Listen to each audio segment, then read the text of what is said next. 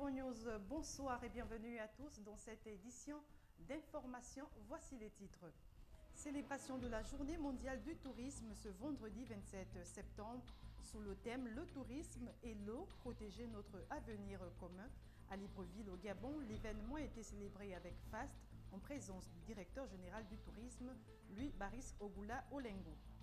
Interpeller le gouvernement gabonais sur le non-respect du protocole d'accord en matière de revendication des enseignants du supérieur et sauver l'année académique 2012-2013 inachevée. C'est l'objectif de cette conférence de presse tenue par le SNEC ce vendredi à l'université Omar Bongo de Libreville. Et puis, dans quelques temps seulement, le Gabon participera à la 8e édition du tournoi de l'UEFOA prévu au Ghana, qualifié au championnat d'Afrique des Nations de football de janvier 2014. Quel est aujourd'hui le niveau de préparation des Panthères? Les réponses dans ce journal. L'occupation des femmes au village des pêcheurs de Cocobiche se résume en gros au fumage de poissons, activité lucrative qui nourrit bien son homme en dépit de tous les paramètres qui la composent, notamment sur l'aspect financier et surtout sur le plan de la santé de ces femmes qui sont assez souvent exposées à la fumée. C'est un reportage de Muriel Doyene et de Frendongo. Faire fumer du poisson de toute espèce, c'est la principale activité exercée au quotidien par les femmes au village de pêcheurs de Cocobiche. Une activité qui recommande une certaine technicité. Elle fait d'abord le feu. Après, quand les pêcheurs enlèvent la sardine, elle va chercher une personne qui va transporter la sardine et après transporter, il faudrait qu'on la classe. On classe la sardine. Après classer, on met du feu. Ici, rien n'est laissé au hasard. Voici les bambous qu'il faut. Quand vous classez, la sardine se colle. Ça se colle comme ça. Ça prend beaucoup de temps parce que s'il y a 1000 et 1000 sardines, il faut toucher toute sardine. L'activité de fumage de poissons constitue aujourd'hui une véritable source de revenus permettant à ces femmes de s'autonomiser financièrement et de subvenir aux besoins de la famille. Tenue ce matin à Libreville d'une conférence de presse à l'université Omar Bongo par le syndicat national des enseignants et chercheurs SNEC, une conférence de presse qui s'inscrit dans l'optique d'attirer l'attention du gouvernement gabonais sur plusieurs points énumérés à l'ordre du jour afin de sauver l'année académique 2012-2013 non achevée. Martial Tsonga, Frendongo pour le compte rendu. C'est en présence de la presse nationale et internationale que le syndicat national des enseignants-chercheurs a tenu à s'exprimer, et pour cause. Cette conférence de presse a pour objet principal d'attirer donc d'abord l'attention de nos gouvernants, de l'exécutif, par rapport aux actes qui pourraient amener les enseignants et chercheurs, une fois de plus, à perturber les enseignements avec le risque d'une année blanche. Voilà une situation qui appelle le gouvernement à trouver des solutions. On voudrait vraiment demander à nos gouvernants, est-ce qu'ils veulent réellement sauver l'année? Est-ce que nous sommes tous dans le même état d'esprit pour sauver l'année 2012-2013? S'ils sont dans cet état d'esprit, alors il y a des actes qu'il faut poser. En ce qui nous concerne, nous, enseignants et chercheurs des universités, grandes écoles et instituts de recherche, nous avons toujours marqué notre disponibilité. L'année académique 2012-2013 dans les universités publiques est encore sous respiration assistée. Le SNEC reste disposé pour sauver l'année académique en cours et appelle le médecin qu'est le gouvernement d'Angsima à traiter le malade pour qu'il puisse guérir. Le tourisme et l'eau, protéger notre avenir commun, c'est le thème de cette journée mondiale du tourisme célébrée ce 27 septembre, occasion exceptionnelle de mieux faire reconnaître le rôle du tourisme au Gabon. L'événement a été marqué par une cérémonie officielle en présence du directeur général du tourisme qui a annoncé la mise sur pied d'un fonds national consacré au secteur. Reportage de Kenyongori et Justin Bitegui. Fort de ses 800 km de côte et de sa diversité aquatique, le Gabon, à l'instar de la communauté internationale, a célébré ce jour la journée mondiale du tourisme sous le thème « L'eau et le tourisme » pour faire allusion aux différentes espèces marines menacées d'extinction.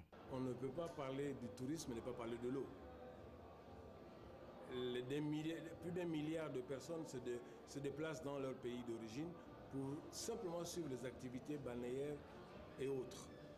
Donc c'est un thème qui nous interpelle tous. Et c'est pour cela, nous, en tant qu'administration, associés aux opérateurs, nous devons nous arrimer pour faire en sorte que le développement durable soit une réalité chez nous. Le Gabon, à travers le plan stratégique Gabon émergent et l'énergie renouvelable, place le tourisme au centre du développement du pays. Nous devons tout faire pour protéger le développement, pour développer le développement durable. Et quand on parle de développement durable, il y a essentiellement l'eau. Le Gabon est bien nanti. Nous avons 800 km de côte. Nous avons des fleuves, nous avons des rivières. Et vous savez que notre pays est drainé sur toute sa surface d'eau. Cette journée est l'occasion exceptionnelle de mieux faire connaître le rôle du tourisme dans l'accès à l'eau et de mettre en relief la contribution de ce secteur à un avenir plus durable dans ce qui concerne l'eau. La présente cérémonie marque un tournant pour ce pays qui envisage de créer un fonds pour le tourisme afin de vulgariser ce secteur qui regorge de grandes richesses. Toujours en économie, clôture hier à Libreville du séminaire de formation sur l'audit de portefeuille d'une compagnie d'assurance non-vie. Un séminaire de formation animé par Daniel Mouyamé, expert africain de la réassurance et parrainé par le ministère de l'économie, de l'emploi et du développement durable. Martial Tsonga, Justin Bitegui. Au terme de 4 jours de formation, les séminaristes expriment ici leur satisfaction. M. Mouyamé nous a également édifié sur les traités types d'une compagnie qu'il faut appliquer en fonction de chaque branche. Donc c'est un séminaire riche.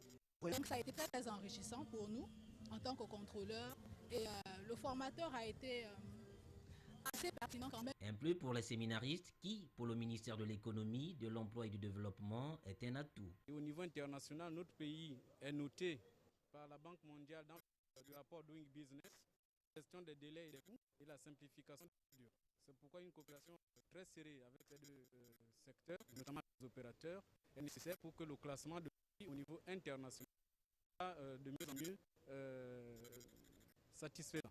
Letty Ndele et Daniel Mouyamé, respectivement directeur régional de Continental Ray et expert formateur, espèrent tout de même que le séminaire qui vient de s'achever a atteint ses objectifs et permettra à chaque séminariste d'assainir et de sécuriser le portefeuille dont il a la charge.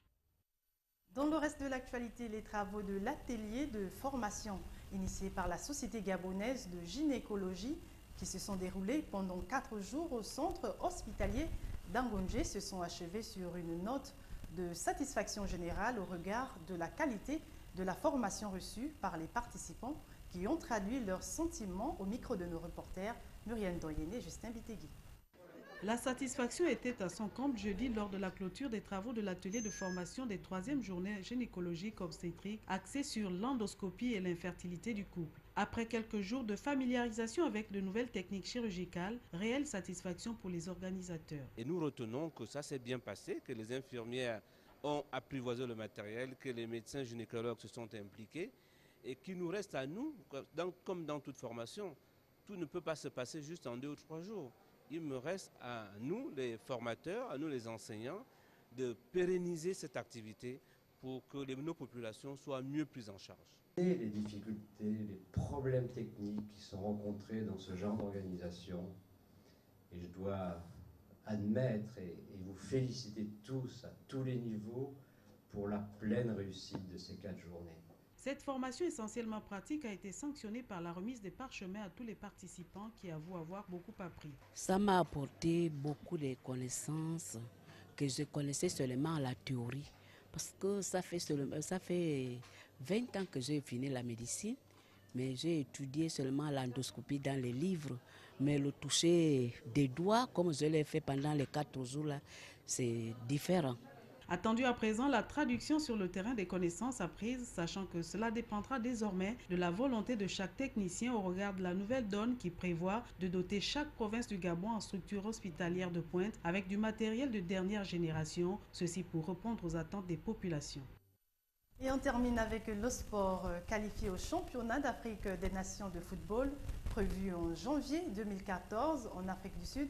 Les Panthères du Gabon qui attendent d'être fixés sur la reprise du championnat national de football professionnel participeront à la 8e édition du tournoi de l'Union des fédérations ouest-africaines de football prévu au Ghana. Mamadou Nyong. Qualifié au prochain championnat d'Afrique des Nations CHAN Afrique du Sud 2014, le Gabon participera au tournoi de l'UFOA prévu à Accra au Ghana sur invitation de l'Union des fédérations ouest-africaines de football. Lors du congrès de la FIFA à l'île Maurice, j'ai fait la connaissance du président de la fédération ghanéenne. Nous avons de très bons rapports et c'est à la suite de ce rapport-là, ces rapports que j'ai avec ce monsieur, que nous avons été invités au tournoi de l'UFOA. Le comité de normalisation de la Fédération gabonaise de football a ciblé d'autres compétitions pour permettre aux Panthères de mieux affûter leur préparation. Et nous avons aussi en ligne de mire le tournoi de la CEMAC qui va se jouer du 9 décembre au 21, je pense, du 9 au 21 décembre. Et la fédération aussi aura peut-être un tournoi qui sera co-organisé par la commission de gestion des événements sportifs. Le X, cependant, reste le flou entretenu par la Ligue nationale de football, la LINAF qui n'a pas encore fixé la date de reprise du championnat national de football édition 2013-2014. Très rapidement, le ministère va recevoir la LINAF et la fédération la semaine prochaine pour voir un peu plus clair sur ce championnat qui tarde à reprendre. La reprise tardive du championnat national professionnel pourrait être un handicap majeur pour les Panthères qui ambitionnent de faire mieux que l'édition 2011 au Soudan. Voilà qui vient mettre un terme à cette édition d'information. Merci pour votre attention. L'actualité se poursuit sur www.gabonnews.com. Bonne fin de semaine à tous et à très vite.